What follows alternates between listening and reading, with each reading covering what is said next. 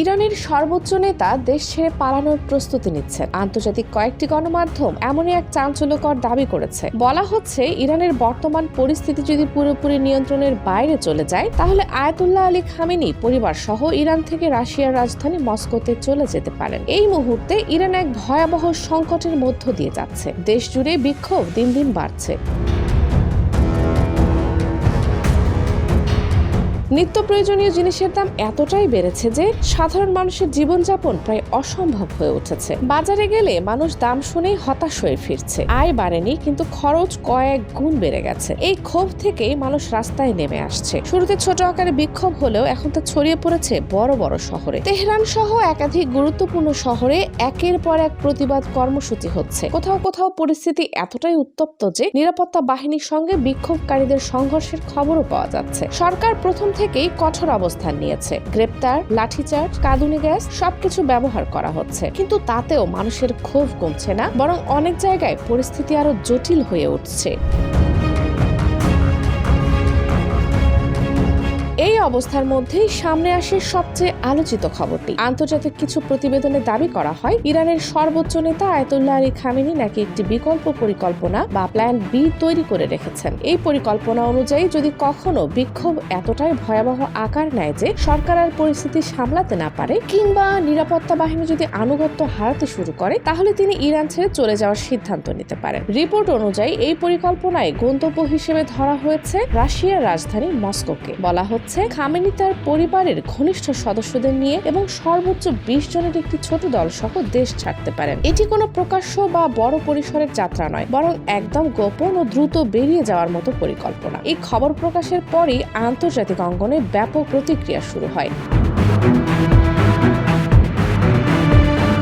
স্বাভাবিকভাবেই ইরান সরকার এই দাবি পুরোপুরি অস্বীকার করেছে। ভারতের একটি গণমাধ্যম ইরানের দূতাবাসের সঙ্গে যোগাযোগ করলে দূতাবাস স্পষ্টভাবে জানায়, তিনি যুদ্ধের সময় দেশ ছাড়েননি, তিনি বিক্ষোভের সময় দেশ ছেড়ে পালাবেন এমন প্রশ্নই ওঠে না। ইরানের দাবি, এই ধরনের খবর তাদের শত্রুপক্ষের তৈরি গুজব। খামেনিকে দুর্বল দেখানো এবং দেশকে অস্থিতিশীল করার উদ্দেশ্যেই এমন প্রচারণা চালানো হচ্ছে। তবে বিশ্লেষকরা বিষয়টিকে একটু ভিন্নভাবে দেখছেন। তাদের মতে, আয়াতুল্লাহ খামেনি আদর্শগতভাবে কঠোর হলেও তিনি বাস্তববাদী একজন মানুষ। তিনি সবসময় দীর্ঘমেয়াদী চিন্তা করেন এবং খারাপ পরিস্থিতির জন্য আগেই প্রস্তুত থাকতে বিশ্বাস করেন। রাজনীতিতে বিকল্প পরিকল্পনা থাকা মানেই যে পালিয়ে যাওয়া তা নয়, বরং বড় নেতারা প্রায়ই সবচেয়ে খারাপ পরিস্থিতির জন্য প্রস্তুতি রেখে থাকেন। বিশ্লেষকরা আরো বলছেন, ইরানের বর্তমান অর্থনৈতিক পরিস্থিতি এই সংকটের মূল কারণ। মুদ্রার মান ভয়াবহভাবে পড়ে গেছে, মূল্যস্ফীতি নিয়ন্ত্রণের বাইরে চলে গেছে, আর সাধারণ মানুষের আয় সেই তুলনায় বাড়েনি। এর ফলে মানুষের মধ্যে হতাশা আর ক্ষোভ জমতে জমতে এখন বিস্ফোরণের মতো অবস্থায় পৌঁছেছে। এই বিক্ষোভ আর শুধু অর্থনৈতিক দাবি নিয়ে সীমাবদ্ধ নেই, বরং তা ধীরে ধীরে রাজনৈতিক রূপ নিচ্ছে। এই পুরো পরিস্থিতির মধ্যে আন্তর্জাতিক চাপও একটি বড় ভূমিকা রাখছে। যুক্তরাষ্ট্র আগেই ইরানের উপর কঠোর অবস্থান রয়েছে। বিক্ষোভ শুরু হওয়ার পর সেই চাপ আরো বেড়েছে। বিভিন্ন মানবাধিকার সংগঠন ইরানের বিরুদ্ধে কথা বলছে। পশ্চিমা দেশগুলো পরিস্থিতির দিকে গভীর নজর রাখছে। ফলে ইরান এখন শুধু ভেতরের সংকট নয়, বাইরের চাপও একসঙ্গে সামলাতে বাধ্য হচ্ছে।